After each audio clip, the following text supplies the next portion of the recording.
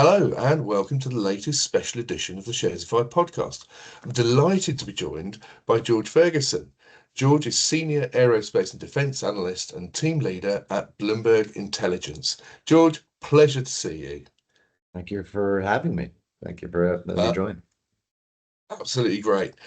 You guys cover something like 2,000 companies across the globe in aerospace, defence and airlines. So you have a really wide mandate.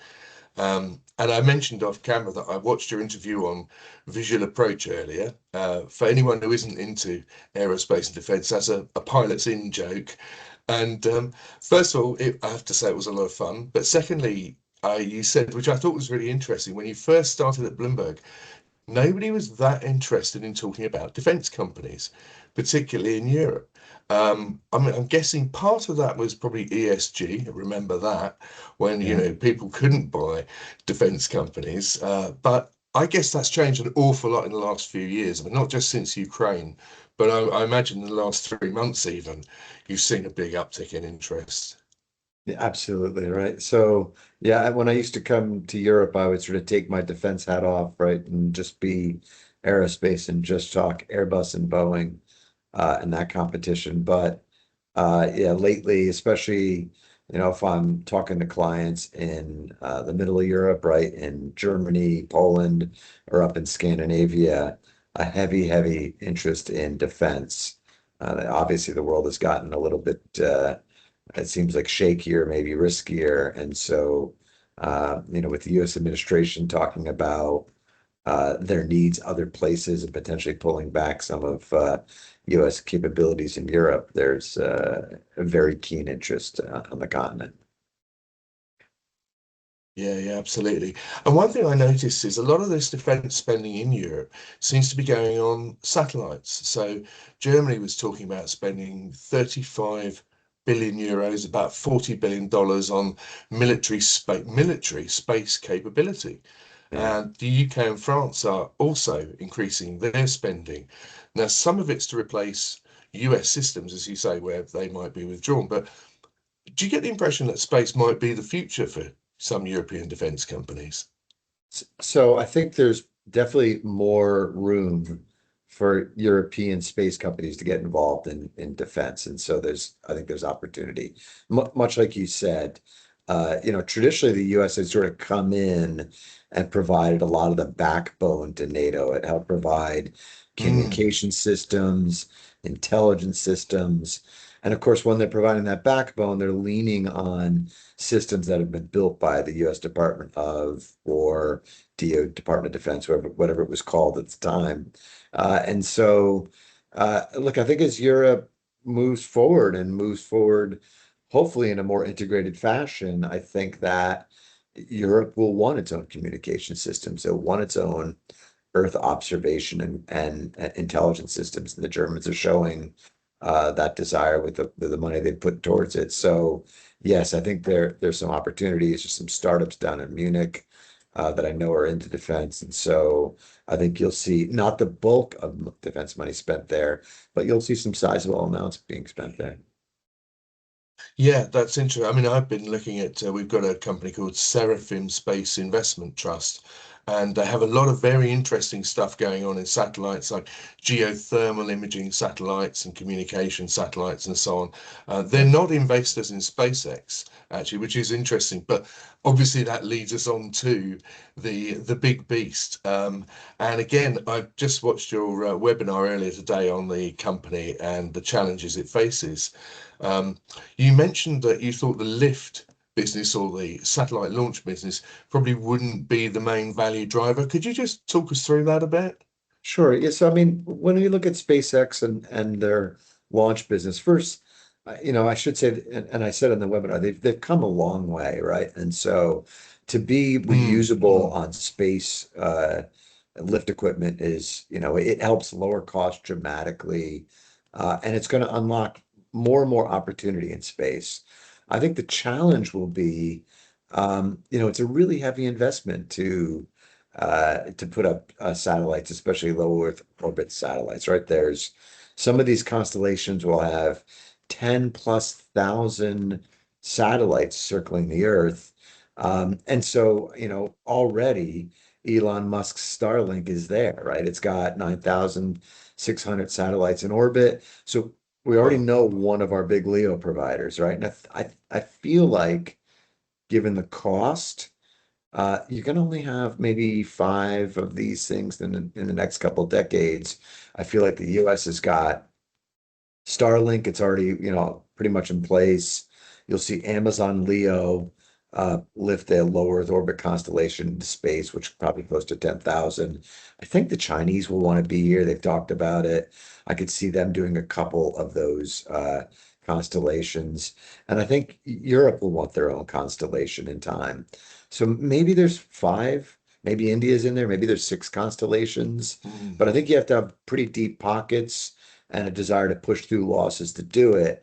And I just don't see India, Europe, even Amazon Leo wanting to lift their constellation into orbit with SpaceX rockets. And so I think that look that there's other business to do for SpaceX, and launches business, government satellites. It will be a lower cadence, but my guess is they're going to drive, or most of what's going to drive their lift is going to be supplying Starlink, with Right. satellites as satellites wind down and come out of orbit, things like that. That's the majority of it. And I don't see that being a big growth business. Right, right. Again, on the presentation, we were talking, Mandeep was talking, your colleague Mandeep was talking about the AI, XAI and Grok. Yeah. And there's that has to do a lot to make up the sort of the valuation of the business because I think last year did it make $3.2 billion? And he was saying, you know, long run, including obviously they've done this deal with Anthropic and there's a deal with Google coming through as well. So you could get to 50 billion or, long run, you could maybe get 300, 400 billion. But I think there was a figure given of 3.2 trillion. And he said that needs some heroic assumptions, I think were his exact words. Yeah, I think you're talking largely revenue, right? Yeah. There's still the big loss-making division inside SpaceX is that AI business. There's heavy investment. So, look, Starlink is that communication business. They make some money. Yeah. And really, the AI business sucks the money all out by investment. And I think Mandeep was speaking to some of the astronomical revenue projections that we've seen come out of companies Mm, like Morgan Stanley or JP Morgan. I mean, they're going out to 2040. I think what it reminds me is a couple things. One is that, first of all, there's a lot of investment in AI right now and a lot of money being spent on that investment, that capital expenditure. We all don't know where AI is going to come out.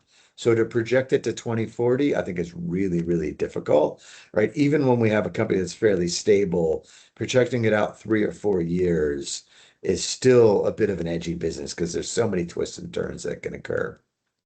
A lot of investment. So you got to believe in AI and believe on Elon Musk's business's ability to be at the forefront of AI. And I think the space launch mm, business that I talk about is all about getting that AI infrastructure, computing centers, data centers into space.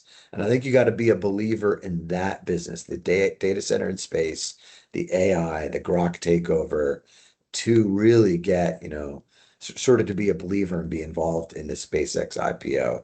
I think that's really where Mandeep was sort of going with it. It's the numbers are just crazy. yeah.